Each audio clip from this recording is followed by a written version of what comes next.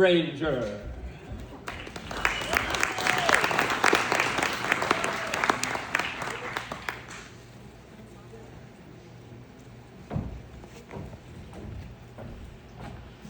Good evening, everyone. I'm proud to be part of Brascadia, so while I'm not there, could you give me a round of applause, please? So I'm telling this story tonight. It's a true story, as far as I can remember, and I'm telling this because the kids are here tonight. When I was in third grade, we moved to Grays Harbor, and what that meant was I got to go to a one-room school until sixth grade. That was a wonderful thing that happened to me. And we moved to a dead-end road that was about 2 miles long, and on this dead-end road, it had, of course, telephones. How many people here have a phone? Who has a cell phone? Can you show me?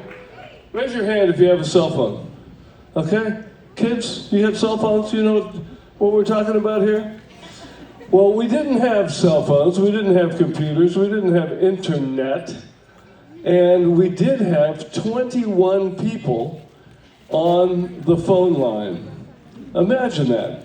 We didn't have numbers on our phone. It was a flat thing with our phone number on it, and you lift up the phone, and they would say, "Number, please." And you gave them a number, and somehow with magic involved, they hooked it into somebody else, and that was it. So we all had different phone numbers.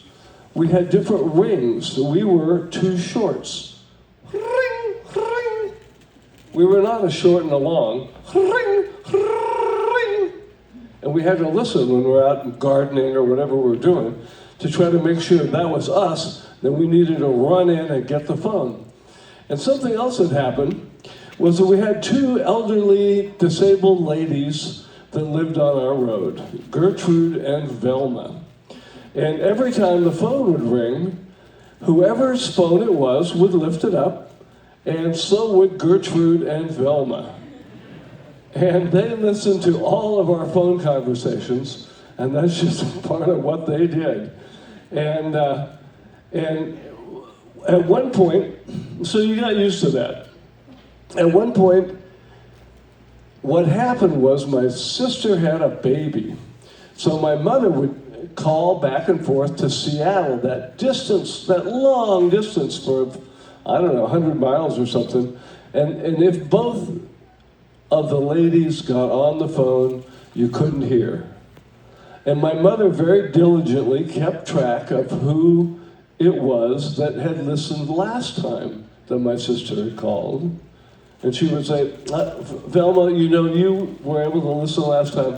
And if both of you listen, we can't hear. So would you please hang up this time?" And she would hang up, and now they could hear. And as soon as she hung up, the ladies would call each other, and they would talk about everything that took place, whatever happened. It was, and then I started this thing called puberty. Some of you don't know about that, but some of you do. And I started talking to girls, and you would have, unfortunately, these two ladies would listen and sometimes titter to each other. And mostly we could hear them because we were tongue-tied and didn't have anything to say. So we'd have these long pauses with these two old ladies going. So that's one of the things that has changed. Another thing that's probably changed is that every time that my sister called and let's say Velma had to hang up, my mother made pies pretty much every week. And she would say, she'd cut a piece of pie and put me on my bicycle, and I'd have to go down and give Velma a piece of pie because she wasn't able to listen from Seattle. And so I'd like to think that those kinds of, that kind of stuff still continues, and I hope it does in your lives as well. And so now we have cell phones. How about that? How cool is that? Thank you very much.